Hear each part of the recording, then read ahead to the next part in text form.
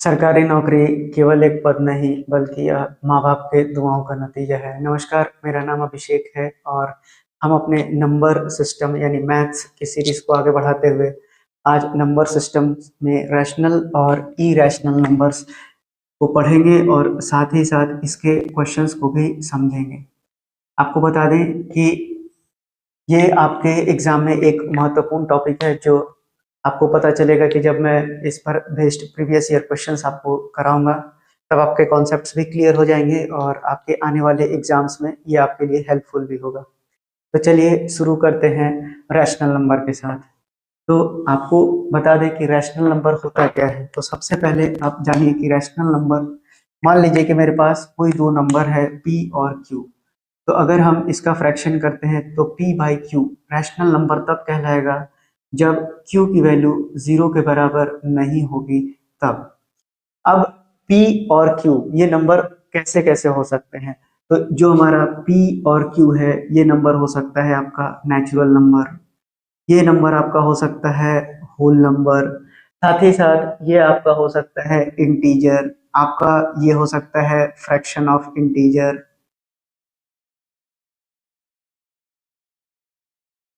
वहीं अगर आपको देखा जाए तो रैशनल जो है डेसिमल में भी लिखा जा सकता है, लेकिन डेसिमल की अपनी कुछ एक पाबंदी है।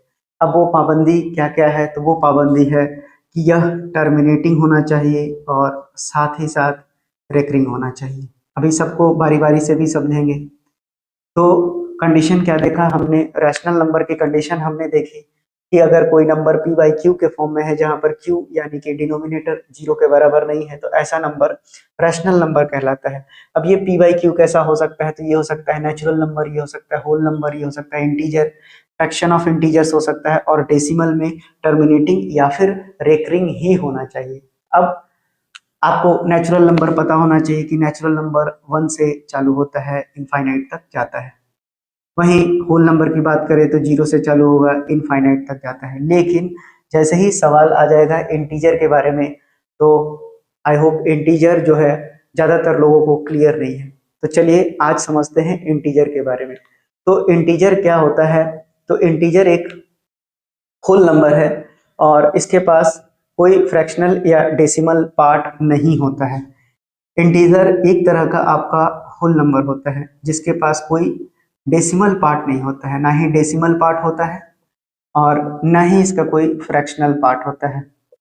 अभी भी ज्यादातर लोगों को समझ में नहीं आया होगा। चलिए समझाते हैं कि इसका मतलब क्या हुआ। एग्जाम्पल उठाते हैं, जैसे अगर हम लेते हैं 1.5, तो 1 पॉइंट आपको 5 क्या दिख रहा है, डेसिमल का पार्ट है, मतलब ये इंटीजर नहीं है। वैसे ही अगर हम एक फ्रैक्शन लिख देते हैं 2/3, क्या ये फ्रैक्शनल पार्ट है, हाँ है, और फ्रैक्शनल पार्ट इंटीजर का पार्ट नहीं होता है, इसलिए ये भी क्या है, एक इंटीजर नहीं है। लेकिन जैसे ही अगर हम कोई एक वैल्यू लिख देते हैं जैसे कि -5, तो -5 क्या है, एक वैल्यू है, होल नंबर है ना, बस निगेटिव साइन लगा है। तो इंटीजर निगेटिव भी हो सकता है, पॉजिटिव भी हो सकता है। तो -5 आपका क्या हो गया, होल नंबर हो गया। अब कोई भी आप एग्जांपल उठा लीजिए, 1 उठा लीजिए, 2 उठा लीजिए, 3 उठा लीजिए, ये दोनों नहीं है, मतलब ये क्या हो गया आपका इंटीजर है। आप माइनस में लेते चाहिए, वो भी एक इंटीजर है। तो आई होप इंटीजर भी आपको समझ में आ गया होगा। अब चलते हैं आपको टर्मिनेटिंग और नॉन टर्मिनेटिंग में। देखिए टर्मिनेटिंग का मतलब क्या होता है, टर्मिनेट का मतलब होता है पूरी तरह से कट जाना। जैसे मान लीजिए कि अगर हम 3/6 लिखते हैं तो 3/6 लिखेंगे तो ये कितना आ जाएगा, 0.5 आ जाएगा। मतलब 6, 3/6 हम लिखे तो मतलब ये पूरी पूरी क्या लग गया, भाग लग गया, यानी पॉइंट के बाद सिर्फ एक ही संख्या तक ये गया। ऐसा नहीं कि 5 5 5 या 5 3 2 1 3 4 ऐसे आने लगा, नहीं ऐसा नहीं हुआ, ये पूरे का पूरा भाग लग गया, यानी कि पॉइंट में ही भाग लगा लेकिन ये पूरी तरह से भाग लग गया। तो ऐसे को हम लोग क्या बोलते हैं, टर्मिनेशन बोलते हैं या टर्मिनेट बोलते हैं। बढ़ते हैं आगे। आगे जो है आपको समझाते हैं कि रेकरिंग का मतलब क्या होता है। जैसे रेकरिंग का मतलब क्या होता है, देखिए जैसे मैं एक एग्जांपल लेता हूँ 2.14 14 14 14 और बस यही आ रहा है, ठीक। तो यानी कि क्या है, 1 4 का यहाँ क्या है, रेकरिंग है। उसी तरह से अगर हम 1/3 को लेके तो ये कितना हो जाएगा, 0.333333 क्या है, ये क्या हो गया, रेकरिंग हो गया। यानी 3 का क्या है यहाँ पर, रेकरिंग है, यानी कि कंटिन्यूएशन है, रिपीटिंग है। तो यानी कि सेम नंबर का बार बार रिपीटिंग है, चाहे वो 1 डिजिट में हो, चाहे वो 2 डिजिट में हो, चाहे वो 3, इसी को हम लोग क्या बोलते हैं, रिकरिंग बोलते हैं, या फिर रिपीट किए गए नंबर बोलते हैं। तो ये जो था आपका रैशनल के बारे में था। अब अगर हम बोले कि क्या जीरो, जो सबसे बड़ा एग्जाम में कठिनाई करेगा, क्या जीरो रैशनल नंबर है? हाँ बिल्कुल, जीरो रैशनल नंबर है। लेकिन जैसे ही अगर मैं 0/1 लगा दूं, क्या ये रैशनल नंबर है या नहीं है? तो सवाल उठता है 0/1 भी रैशनल नंबर है। आपको अगर मैं लिख दूं 0/-2 लिख दो, क्या ये रैशनल नंबर है? बिल्कुल रैशनल नंबर है, क्योंकि इसकी परिभाषा ही है कि क्यू बस 0 के बराबर नहीं होना चाहिए। तो आशा करते हैं आपको ये रैशनल के बारे में पूरा जो डाउट है वो क्लियर हो गया होगा, और हम लोग देखेंगे जब क्वेश्चंस को सॉल्व करेंगे वहां पर भी आपको कोई दिक्कत नहीं होगी। तो रैशनल के बारे में इतनी सारी पॉइंट्स थी, ये आपको क्लियर हो गया होगा। बढ़ते हैं अब आगे इरेशनल नंबर की ओर।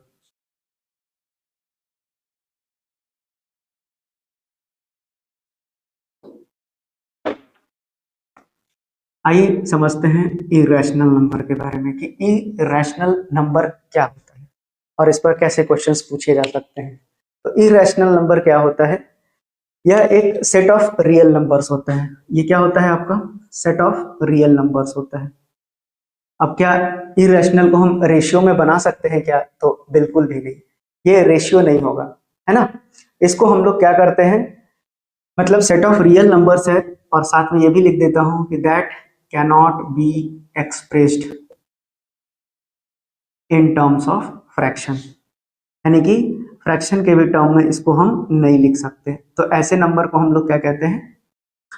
इरेशनल नंबर कहते हैं। अब अगर हम बोले कि जो इसका डेसिमल एक्सपेंशन होगा, क्या अगर मैं बताऊं, अब फ्रैक्शन की बात ही खत्म हो गई तो पी और क्यू की बात ही खत्म हो जाएगी। अब अगर हम इसके डेसिमल एक्सपेंशन को देखें, जैसा कि हम रैशनल में देखे थे, तो क्या डेसिमल एक्सपेंशन में कुछ चेंजेज होगा कि रैशनल और इरेशनल में कुछ अलग हो जाए? तो बिल्कुल। अब जो डेसिमल एक्सपेंशन होगा इरेशनल नंबर का, वो ना ही टर्मिनेटिंग होगा और ना ही नॉन रिपीटिंग होगा। इस बात को लिखते चलेंगे आप, यानी कि ये ना ही टर्मिनेट करना चाहिए और ना ही ये नॉन रिपीटिंग होना चाहिए, तभी वो क्या बनेगा? आपका इरेशनल नंबर बनेगा। यानी कि अगर हम देखें कि पी बाई क्यू अगर मैं लिखूं तो रैशनल और इरेशनल में क्या हो जाएगा? एक कंट्राडिक्शन हो जाएगा। बस यही चीज आपको ध्यान में रखना है। अब जैसे कि अगर मैं पाई बोलूं, तो पाई की बहुत सारी वैल्यू होती है, 3.14, और ये जो है आगे चलता चला जाएगा, ठीक है, ये आगे ऐसे चलता चला जाएगा। लेकिन जैसे ही मैं पाई को एक्सप्रेस करूंगा 22/7, तो ये क्या बन जाएगा? रैशनल बन जाएगा। लेकिन पाई अपने आप में क्या है?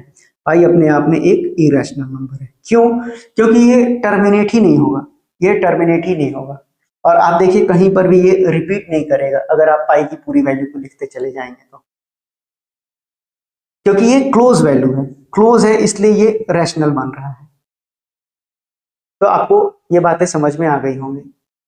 वही अगर हम बोले कि और इरेशनल का एग्जांपल्स अगर हम सेट करना चाहें, तो बिल्कुल दिखाई दे रहा है अभी भी, यानी यहाँ लिख सकते हैं, हाँ ठीक है।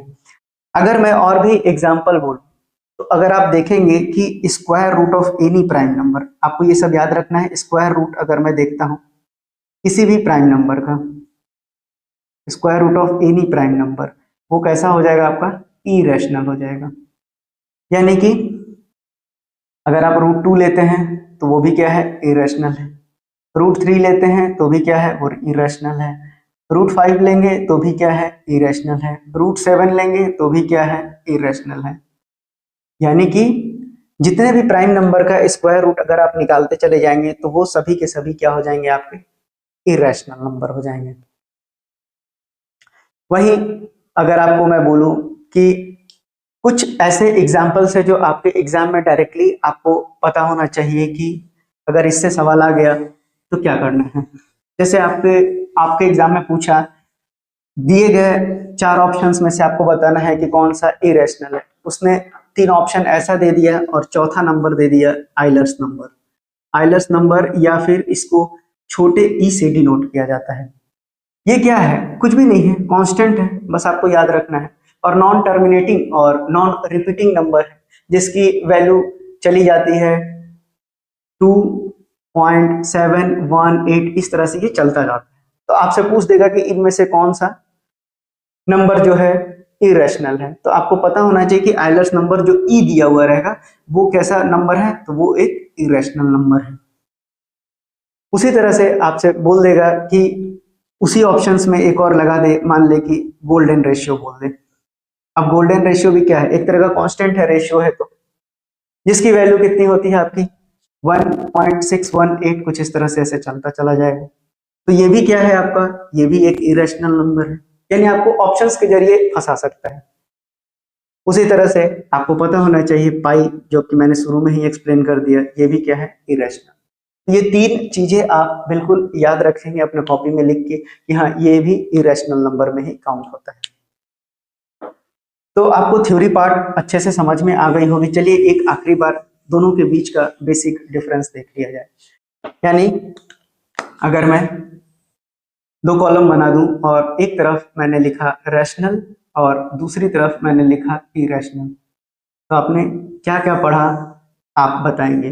पहला पॉइंट इधर, पहला पॉइंट इधर, दूसरा पॉइंट इधर, दूसरा पॉइंट इधर, तीसरा पॉइंट इधर, तीसरा पॉइंट इधर। आइए समझते हैं पहले पॉइंट्स में मैंने क्या बताया कि हम लोग इसको फ्रैक्शन में रिप्रेजेंट कर सकते हैं, जहां पर कि वो p/q होगा और q 0 के बराबर नहीं होगा। ये पढ़ा हमने रैशनल के केस में। लेकिन इरेशनल में क्या पढ़ा हम लोग, या फ्रैक्शन या फिर रेशियो के फॉर्म में एक्सप्रेस हम इसको नहीं कर सकते। दूसरे पॉइंट में मैंने क्या बताया कि यहाँ पर जो डेसिमल होता है वो आपका टर्मिनेटिंग होता है।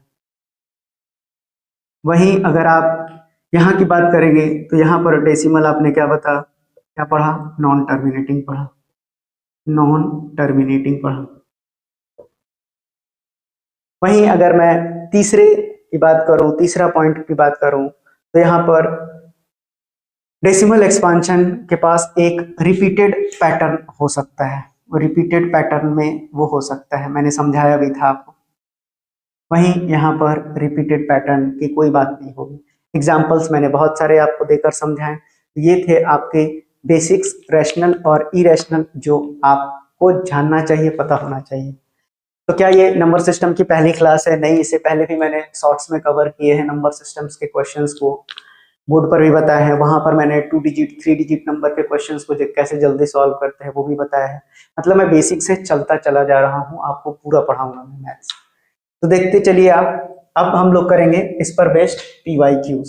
आप अगर पीछे की क्लासेस को नहीं देखे हैं या शॉर्ट्स को नहीं देखे हैं तो उसको भी देखते चलिए, जिससे आप पैटर्न में बने रहेंगे। चलिए, आपके स्क्रीन पर पहला क्वेश्चन पूछा गया है कि क्या 0 पॉइंट इस तरह से दिया हुआ है आपके पास कि 0.23 और 23 के ऊपर रेकरिंग है, तो क्या ये रैशनल नंबर है या नहीं। तो देखिए मैंने कई बार बता रखा है कि अगर रेकरिंग दिया है मतलब इसका क्या हो गया कि ये है 0.232323, और ये कैसा है, रेकरिंग है यानी कि रिपीटेड है, तो ऐसे नंबर तो रैशनल नंबर होते ही है। साथ ही साथ आपको आगे भी क्वेश्चंस आएगा अभी, लेकिन मैं फिर से बताता चलूं कि जितने के ऊपर रेकरिंग है, और भी जैसे जैसे क्वेश्चन हार्ड होगा तो मैं वहां पर भी समझाऊंगा, तरीके बताऊंगा, लेकिन अब वो नहीं बताऊंगा कि इसको आप पहले x मानिए फिर 100x मानिए फिर दोनों को घटाइए, ऐसा नहीं करना है आपको। सिंपल याद रखना है कि जितने के ऊपर रेकरिंग है, तो जो नंबर आपको दिख रहा है 23, तो उसने जितने के ऊपर रेकरिंग है उतने के ऊपर 9 बैठा देना है। अभी आपको सिर्फ इतना याद रखना है, बाद में जैसे जैसे क्वेश्चंस आएंगे वैसे वैसे मैं आपको बताता चलूंगा कॉन्सेप्ट। तो आई होप क्लियर हो गया होगा कि इसकी वैल्यू क्या होगी। तो 23/99। अगर सवाल में पूछता कि वैल्यू बताइए कि 0.23 की वैल्यू कितनी होती है, तो वो होती है 23/99। क्या ये रैशनल है? तो हाँ, ऑप्शन नंबर इसमें हो जाएगा आपका ऑप्शन नंबर बी, बिल्कुल। और इसकी वैल्यूज भी मैंने बता दी। अब 1 पॉइंट समथिंग होता है, क्या होता है, 2 पर रेकरिंग होता है, वो देखेंगे बाद में, अभी नहीं। अब जो है, अब आपसे अगला क्वेश्चन आपके स्क्रीन पर लगा हुआ है। अगला क्वेश्चन अगर आप देखेंगे तो अगला क्वेश्चन आपसे कह रहा है कि √3 और √11 यानी कि √3 और √11 का होल स्क्वायर, क्या ये इनमें से कौन सा नंबर है, नेचुरल है, होल नंबर है, इरेशनल है या रैशनल है। तो जाहिर सी बात है, देखते हैं यहाँ √3 कैसा नंबर है, प्राइम नंबर है। वहीं आपको याद रखना है कि प्राइम नंबर भी क्या होता है, तो प्राइम नंबर जो है ऐसा नंबर जो सिर्फ एक से और खुद से भाग लगे। तो क्या 1 प्राइम नंबर है? नहीं है, स्टार्ट ही 2 से होता है, याद रखिएगा इस बात, क्योंकि 1 के अलावा वो दूसरा उसके पास कुछ है नहीं, 2 बार आप 1 नहीं ले सकते, इसलिए एक प्राइम नंबर में नहीं इंक्लूड होता है। अब जो है √11 भी क्या है, कैसा है? Prime number. और हमने पढ़ा है कि प्राइम नंबर का स्क्वायर्स अगर इरेशनल होता है तो दोनों का सम का स्क्वायर भी क्या होगा? इरेशनल ही होगा। आप करके भी देख सकते हैं, ऐसी जरूरत नहीं है कि 3, 11 और ये साथ में कितना आ जाएगा, 2√33। तो आप देखिए, तो अगर 11 और 3 को अगर जोड़ेंगे तो 14 हो जाएगा और 2√33 आ जाएगा, तो ये कितना हो जाएगा? 14 और 2√33। ये तो आपका क्या है? इरेशनल है। अब 14 जोड़िए चाहे 16 जोड़िए, आने वाला है ये कैसा? इरेशनल ही आएगा आपको। बढ़ते हैं अपने अगले सवाल पे। अगला सवाल आपके स्क्रीन पे दिखाई दे रहा होगा। आपसे पूछा गया है कि अगर √2 और √3 को मल्टीप्लाई किया जाए तो आपका क्या बनेगा? तो √2 को और √3 को अगर हम मल्टीप्लाई भी कर देते हैं तो देखिए √2 भी क्या है आपका? इरेशनल, और ये भी क्या है? इरेशनल। दोनों का प्रोडक्ट करेंगे तो भी आपका इरेशनल ही आएगा, तो यानी कि ये भी एक ऐसा नंबर हो जाएगा, इरेशनल नंबर हो जाएगा। बढ़ते हैं अपने अगले सवाल पे। आपसे पूछा है कि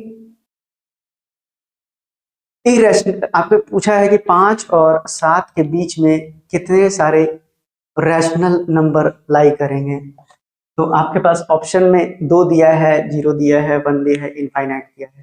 तो देखिए आपसे पूछा है 5 और 7 के बीच में, तो आप अगर 5 और 7 को नंबर लाइन पर रिप्रेजेंट करेंगे और निकलते चले जाएंगे तो यहाँ दोनों के बीच में infinite numbers of rational number आ जाएंगे।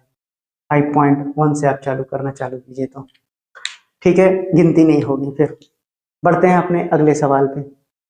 अगला सवाल आपसे पूछा गया है कि क्या 3 + 2√5, आप देखिए ये आपका कैसा है? इरेशनल है। तो इरेशनल में कोई भी नंबर जोड़ दीजिए वो हमेशा इरेशनल ही होगा, यानी इस सवाल का भी आंसर हो जाएगा इरेशनल। पढ़ते हैं फटाफट। अब देखिए अगला सवाल आपके स्क्रीन पर जो है आपको दिखाई पड़ेगा, इसको समझते हैं। ऐसे सवाल एग्जाम्स में कैसे करेंगे? आपको बोला है कि 1/4 और 1/2 है, इन दोनों के बीच में आपको रैशनल नंबर बताना है कि कौन सा, विच of the following rational number lies between, 4 option दिया हुआ है। तो देखिए इसको बनाने के 2 तरीके हैं। पहला तरीका तो ये है कि एवरेज करके और 2 से भाग लगा दीजिए, यानी कि एवरेज निकाल दीजिए इसका। ये कितना हो जाएगा? ये हो जाएगा, इसका एलसीएम आएगा 4, तो यहाँ आ जाएगा 1 और यहाँ आ जाएगा 2 डिवाइडेड बाई 2, तो यानी कि 3/4/2। यहाँ पर थोड़ा सा पहले समझ लीजिए, यहाँ इतना भागा इतना था, यानी कि 3/4 था, ऐसा लिखा हुआ था। तो इसलिए 3/4 गुना 1/2 होगा, यानी ये 3/8 है। ये कई लोगों को कंफ्यूजन होता है कि कभी कभी तीसरे पहले पर चला जाता है, कभी कभी चौथा पहला पे चला जाता है, तो उसका जवाब यही, यहाँ 2 भाग में था इन दोनों के, इसलिए इतना भागा 2 लिखा हुआ है। इसलिए ये डायरेक्ट हम नहीं लिखे कि सीधा लिख देते हैं कि ये जो है दूसरे पर कैसे पहुंच गया, तो 3/8 हो गया। तो ऑप्शन में दिया है 3/8, हाँ ऑप्शन नंबर डी। दूसरा तरीका क्या है? दूसरा तरीका ये है कि 1/4 है, अब दोनों का जो है डिनोमिनेटर सेम बना दीजिए, तो यानी यहाँ 2 गुना 2 और यहाँ पर भी गुना 2 कर दीजिए, और यहाँ पर भी गुना 2 और यहाँ पर भी गुना 2 कर दीजिए। ये कितना आ जाएगा आपका? ये आपका आ जाएगा 2/8 और ये भी आ जाएगा, तो यहाँ पर आपको 4 से करना पड़ेगा, तो ये कितना हो जाएगा? 4/8। अब 2/8 और 4/8 के बीच में नंबर कौन सा है? 3/8, यानी ऑप्शन नंबर डी सवाल का सही उत्तर हो जाएगा। पढ़ते हैं अगले क्वेश्चन पे। अगला क्वेश्चन आपके स्क्रीन पे दिख रहा होगा। अगला क्वेश्चन आसान सा क्वेश्चन है, आपसे फटाफट यही बता देता हूँ। आपसे बोला गया है कि -40/56 को एक्सप्रेस कीजिए रेशनल नंबर में, तो 8/40 और 8×7 56, तो -5/7 इस सवाल का सही उत्तर हो जाएगा, यानी ऑप्शन नंबर सी। बढ़ते हैं अगले सवाल पे। अगला सवाल देखिए क्या पूछा गया है आपसे, बहुत सारा रूट में चीजें दी हुई हैं, अब इसको बोला है आपको बताना है। तो देखिए अगला में बोला है कि 3√5 प्लस √125 डिवाइडेड बाई √80 प्लस 6√5। आपसे बोला है कि ये क्या है, रैशनल है, नेचुरल है, इंटीजर है, इरेशनल नंबर है। चलिए, तो सबसे पहले जब तक इसको आप सॉल्व नहीं करेंगे आप इसको बता नहीं पाएंगे। देखिए इसको सॉल्व कैसे करेंगे, ये हो गया 3√5, इसको और हम तोड़ नहीं सकते। √25 को हम 5√5 लिख सकते हैं। वहीं 80 को हम क्या लिख सकते हैं, 16×5 = 80, यानी कि 4√5 हो जाएगा और ये 6√5 हो गए।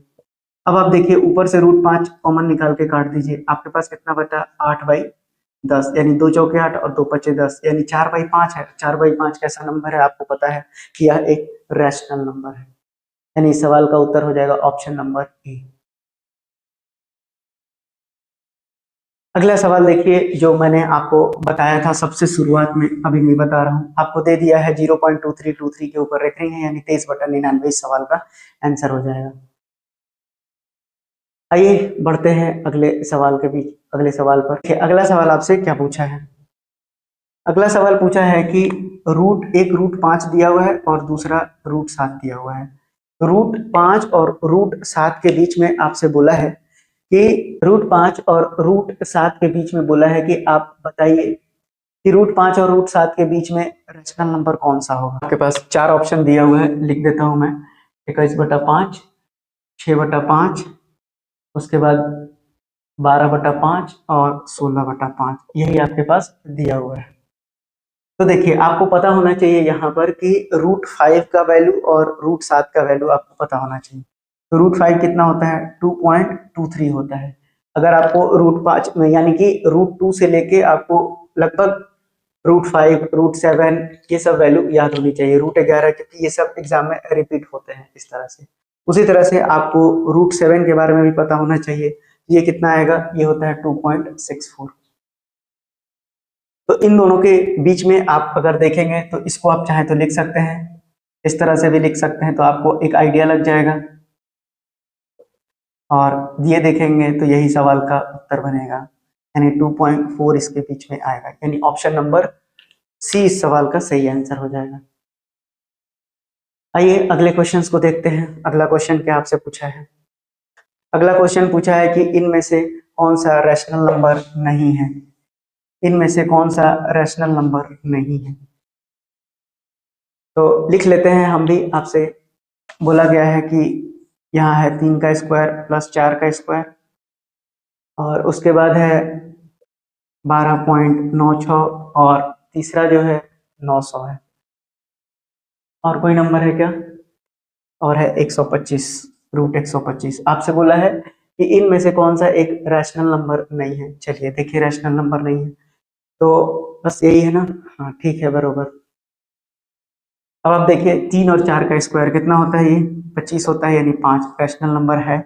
1296 ये किसका स्क्वायर है, तो 36, और यहाँ पॉइंट लगा दीजिए तो 3.6 हो जाएगा, ये भी रैशनल नंबर है। ये हो गया 30, ये भी है। अब ये कितना हो जाएगा, 5√5 हो जाएगा, यानी ये ही इस सवाल का सही उत्तर हो जाएगा, क्योंकि ये इरेशनल नंबर है। चलिए अगले सवाल को देखिए। अगला सवाल मैं यहीं से बताते चलता हूँ। आपसे पूछा गया है कि in which of the following is not a rational number, इनमें से दिया गया कौन सा रैशनल नंबर नहीं है। तो अभी अभी मैंने बताया पाई एक इरेशनल नंबर है। ये आपके आरआरबी, आरएफ, पीएफ, एसआई में पूछा गया सवाल है। अगला सवाल भी आपसे ऐसे ही मैं डील कर ले रहा हूँ। आपसे बोला है कि इनमें से कौन सा इरेशनल नहीं है, तो इरेशनल नहीं है, यानी कि पाई तो इरेशनल है। उसी तरह से अगर आप देखेंगे 6084, तो 6084 किसका है, 6084 78 का स्क्वायर है, तो यानी कि आपका ऑप्शन नंबर बी जो है, ये जो है रैशनल है, यानी कि ऑप्शन नंबर बी इस सवाल का सही उत्तर हो जाएगा। तो आपको स्क्वायर नंबर्स पता होना चाहिए निकालना, अगर नहीं आता है तो आपको सीखना पड़ेगा, वो भी मैं बताऊंगा आपको। चलिए अगला जो है आपसे, अगला सवाल जो आपसे बोला गया है कि 0.125 0.125 आपका, और 125 के ऊपर क्या दिया हुआ है, रेकरिंग दिया हुआ है। तो देखिए 0.125, अभी उस समय 0.23 था, तो 125 के ऊपर रेकरिंग है, तो आपको सिंपल आंसर क्या हो जाएगा, 125/999। ये भी समझ में आ गया होगा। चलिए अगला सवाल पे बढ़ते हैं। अगला सवाल आपसे बोला है कि find the value of the denominator of 1/5 + √3, चलिए समझते हैं इस सवाल को। 1/5 प्लस √3 को क्या करना है इसको, तो आपसे बोला गया है कि denominator, value of denominator in rational number आपको बताना है कि इनमें से कौन सा होगा। तो चलिए कुछ नहीं करना है, इसको रैशनलाइज कर दीजिए। रैशनलाइज करेंगे तो रैशनलाइज का मतलब होता है इसके अपोजिट साइन से ऊपर नीचे मल्टीप्लाई करना। क्यों? क्योंकि ये तो कट जाएगा तो यही बचेगा, लेकिन हमको बोला है एक्सप्रेस करने के लिए तो हम करेंगे। तो ये आपका कितना हो जाएगा, 5 माइनस √3 और 25 में से 3 घटा दीजिए 22। क्या कोई है ऑप्शन में? ऑप्शन नंबर ए इस सवाल का सही उत्तर हो जाएगा। ये आपके ग्रुप डी में पूछा गया सवाल है। चलिए अगला क्वेश्चन को भी देख लेते हैं। आपसे बोला गया है कि कौन सा स्क्वायर रूट इरेशनल है। क्या मतलब आप सबका इसमें स्क्वायर रूट निकालना पड़ेगा, तो पहले देख लेते हैं। 21 0 25 है तो 50 25 और 14 गुना 15 210, ये हो गया स्क्वायर रूट है। वही 180 25 है तो 180 25 आपका 50 25 आ गया, और उसके बाद नहीं, 180 25 किसी का स्क्वायर रूट नहीं है। 13 225 क्या है देख लेते हैं। 50 25 हो गया और हमको कितना लाना है, 1332 लाना है, यानी कि ये भी हो जाएगा स्क्वायर रूट किसका, 115 का। वहीं अगर हम 15 625 देखें तो ये तो आपको पता होगा 125 का, यानी कि ऑप्शन नंबर बी सवाल का सही उत्तर हो जाएगा। चलिए अगला क्वेश्चन बढ़ते हैं। आपको अगला जो है आपसे बोला गया है कि बताना है कि 2/4 और 0.6 के बीच में कौन सा रेशनल नंबर लाई करेगा।